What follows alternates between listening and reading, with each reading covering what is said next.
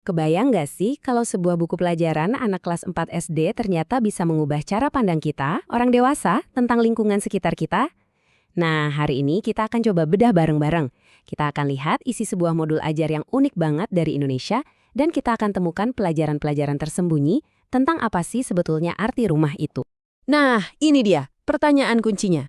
Gimana ceritanya materi buat anak umur 10 tahunan bisa kasih kita perspektif yang benar-benar baru?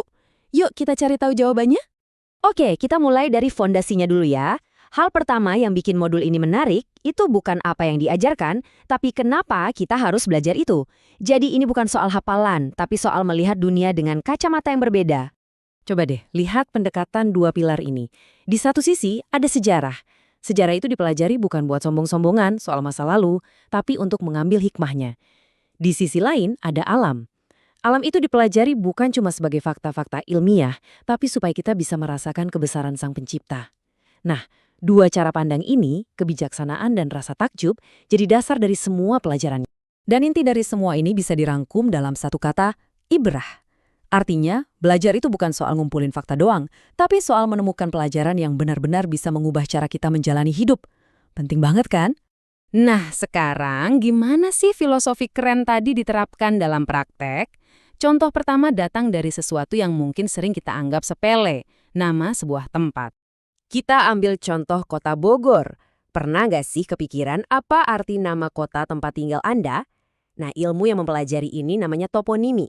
Dan ternyata, di balik nama Bogor itu tersimpan berlapis-lapis cerita dari berbagai zaman.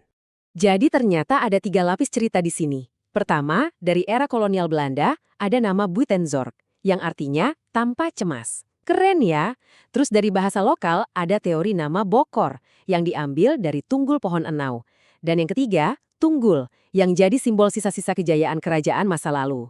3 nama, 3 zaman, semuanya terbungkus dalam satu kata. Nah, ini dia bagian jeniusnya. Modul ini nggak berhenti di fakta sejarah aja, tapi ia menghubungkan fakta itu ke level spiritual. Mengajarkan kalau nama itu bukan sekedar label, tapi bisa jadi sebuah doa. Oke.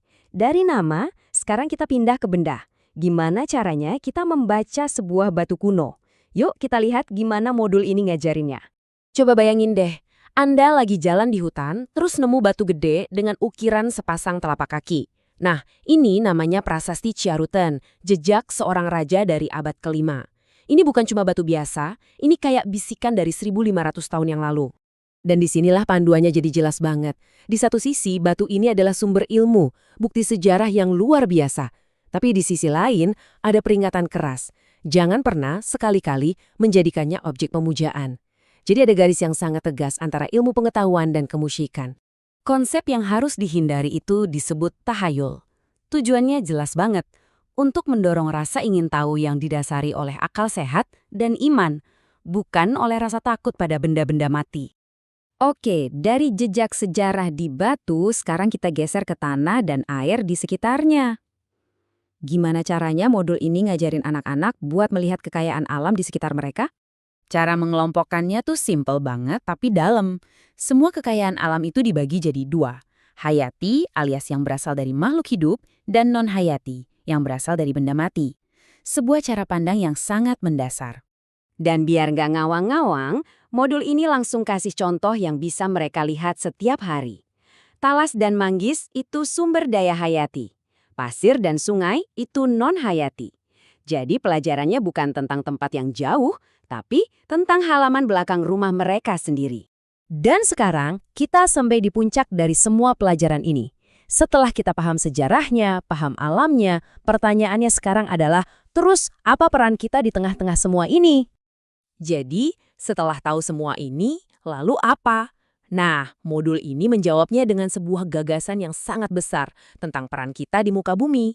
Konsep itu adalah Khalifah fil Ard, dan konsep ini mengubah segalanya. Kita ini bukan pemilik bumi, tapi kita ini pengelola atau penjaga yang diamanai. Ini bukan peran yang pasif loh, tapi sebuah tugas yang aktif. Dan tanggung jawab ini akarnya langsung dari kitab suci, yang memberinya bobot moral yang luar biasa. Artinya, menjaga bumi itu bukan lagi sekedar pilihan atau saran, tapi sebuah perintah.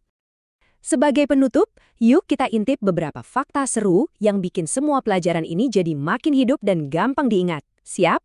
Masih ingat kan sama prasasti Ciarutan tadi? Ternyata beratnya itu 8 ton. Dan batu raksasa ini, percaya atau enggak, pernah terseret oleh banjir besar. Ini jadi pengingat yang kuat banget soal betapa dahsyatnya kekuatan alam. Jauh sebelum ada jalan tol kayak sekarang, sungai-sungai utama di daerah ini tuh ibaratnya jalan raya bagi nenek moyang kita. Ini ngajarin kita untuk melihat landscape bukan sebagai halangan, tapi justru sebagai jalur kehidupan. Dan kita tutup sesi ini di sini dengan pertanyaan yang sama yang diajukan ke para siswa. Setelah melihat gimana sejarah, alam dan spiritualitas bisa saling terkait dengan begitu indahnya, pertanyaannya sekarang kembali ke kita. Bukan tentang dunia yang luas, tapi tentang lingkungan sekitar kita. Apa satu hal kecil yang bisa Anda lakukan hari ini untuk menjadi penjaga yang lebih baik bagi tempat yang Anda sebut rumah?